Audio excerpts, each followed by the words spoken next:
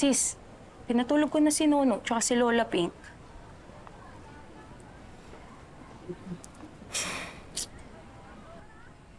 Di ko na makakalayang maabot tayo sa ganito. Okay lang yung itinakas natin siya kasi inutos niya naman yun. Pero itinatago natin, parang nangangamoy kidnapping naman ata to. Gaalangan din ako nung una. Pero isipin mo na lang, dinala si Lola sa facility at ipinaubaya sa ibang tao na nilabag sa kalooban niya. Di ba mas mali yun? Oo. Gets ko naman yun. Sana kasi inampun ka na lang ni Lola noon, no? Para maging legal niyang pamilya. Di sana may karapatan kang maging sa'yo siya nang di nag-aalala. Alam ko naman na delikado sa atin yung pagtago natin kay Lola. Pero kaya kong itaya lahat para lang maprotektahan siya, Ceci. Gagawin ko lahat.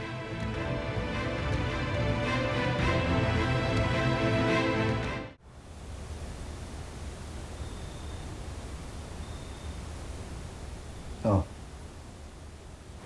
Mabuti dumating ka. Di pa tayo tapos. Saan? Ano pa ba ang gusto mong gawin ko, Dad? Wala na nga si Ina sa resto ko. Bakit hindi ba alam ang ginawa ng babaeng yan? Hindi ba alam na siyang nagtakas kay Memoria? Ano sinasabi mo, Dad? Bakit palagi si Ina ang pinag-iinitan niyo? Because from the very start, siya lang talaga may masamang motibo sa mga De La Costa. Talaga? How am I gonna believe you lalo na't nalaman ko yung kasinungaling ang ginawa mo? Ikaw naman talaga nagnakaw sa kumpanya. Dahan-dahan ka ng pananalita mo, ha? Nakakalimutan mo sino kausap mo. I'm still your father. Ano gusto mong gawin ko? Ha? Maging proud sa'yo? Ito sagot ko, hindi. Pero huwag ka mag-alala, Dad. Hindi kita ilalaglag. Just don't expect me na diin kay Ina lahat ng mga kasalanan di naman talaga ginawa. Talaga?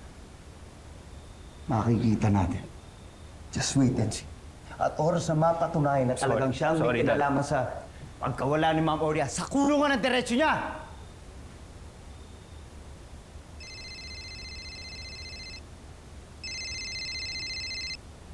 Hello?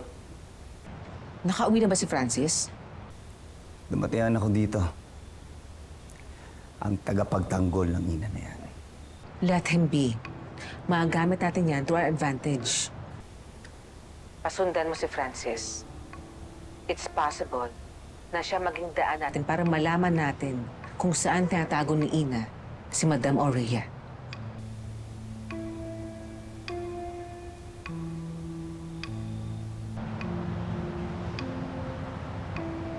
Eh, ikaw na nga yung nakikitabi dito sa pwesto ko, ikaw pa ang matapang! Oy, bakit? Kasalanan ko ba kung sila lahat sa akin gustong bumili, ay yaw-yaw ka kasi ng yaw-yaw? Eh, kung binubusalan ko kaya yung bunganga mo para manahimik kang babae ka! Binubusalan, ha? Oh, sige, dali, dali! Ay, kung ako kaya ang magbusal sa'yo dito! Yan! Yan lang ang pinagmamalaki mo! Oh, eto! Mas malaki to! Mas malaki sa bunganga mo to! Mas malaki to! Sige! Ikaw mo mga! Sige! Ikaw mo mga! Ayoko nandito. Inay, labas mo ako. I'm your worst nightmare. Mas malaki to! Tama na! Ang susunganin niyo! Ang susunganin niyo! Isusumbog ko kay Ina. Mga demonyo kayo! Ah! Ina! Sinong demonyo matanda ka? Ha? Nababalik ka na ba matanda ka? Ano, lalabang ka? Ha? Lalabang ka? Halika dito! Huwag niyo po sasaktan, Lola. Please. Please po. Ina. Ilayumaw ko sa kanila. Makaikulong nila ako uli. Wala pa magkukulit sa iyo. Ilayuman ako. Hindi ko ba hayaan mo ulit-ulit yung nangyari sa iyo sa facility? Sama nila. Sama nila. Wala pa magkukulit sa iyo. Pink! Kanina pa namin kayo nahanap. Ano ba nangyayari dito, ha? Eh kasi yung matandang yan, bigla na lang nagwawala dito! Eh kasi naman, Aling Tessie. May sakit to si Lola. Sana pinagpasensyaan nyo na lang. Kaya nga! Bakit ba namin? Ano ba kasing sakit ng matandang yan? Ay, sumasagot na pare. Uy, Ako naman. Ako, pasensya na po. Pasensya na po talaga. Kasi yung sakit po ni Lola, Alzheimer's po. Ibig sabihin po nun, nakakalimot po si Lola. Kaya, dinala po siya ng pamilya niya sa facility para doon alagaan at ipagamot.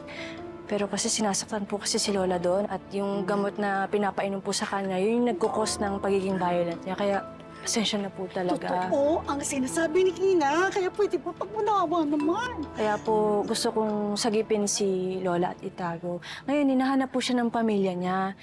Nakikiusap po sana ako kung may magtanong po sa inyo. Huwag niyo na lang po sabihin na nasa akin si Lola. Kasi gusto ko po siyang protektahan. Sana po, protektahan niyo rin po si Lola. Salamat po sa pag-iintindi. Pasensya na po. Salamat po sa pag-intindi. Salamat po. Pasensya na po. Ayun, pag ginagawa mo. Sinayin mo na ako. Makaikulong mo lang ako, Nis. Ina. Tayo din ba?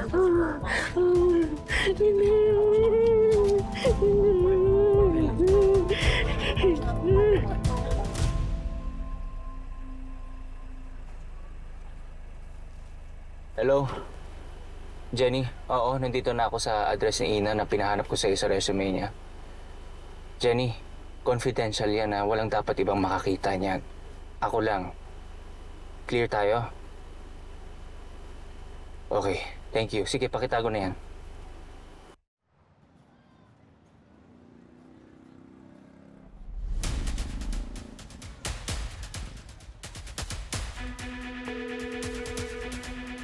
Sir Charlie, nasundan ko na po si Francis. Puntahan niyo ko ngayon dito sa barangay Bayanihan.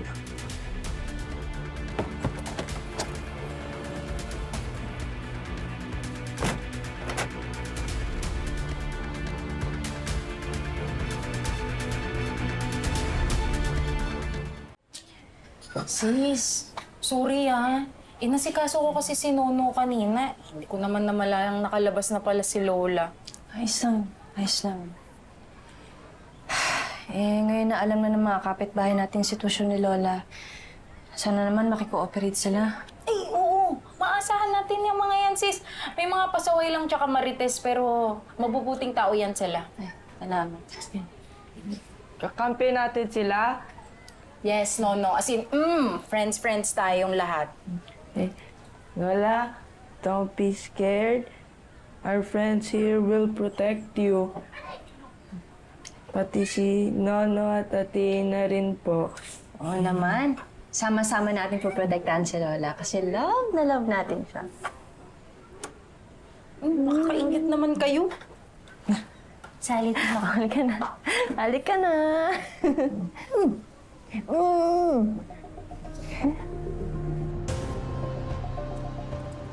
Yes, sir.